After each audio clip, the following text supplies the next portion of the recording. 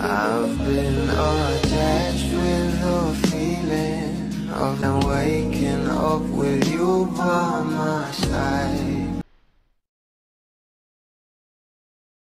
Talaga namang trending na sa social media ang bawat post patungkol sa ating Donnie at Belle Mariano. Alam naman natin na itong ang ating Donnie at Belle, ang kanilang talagang lucky charm ay ang isa't isa. At syempre nandito nga rin ang kanilang kaibigan na si Esnir, na kung saan ay alam na alam nga ang tunay na estado ng relasyon ng ating couple.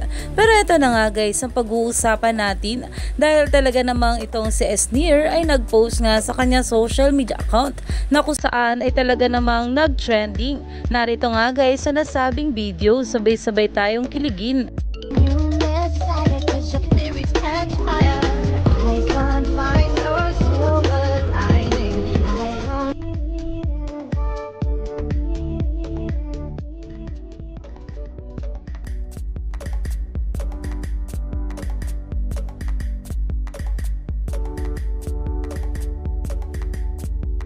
At third wheel nga raw yung naka-blue, at ang tinutukoy nga sa post ay ang ating Belle Mariano, at talaga namang umabot nga agad ito ng 11 million views, at ngayon ay patuloy pa ngang umaangat ang views nito sa social media.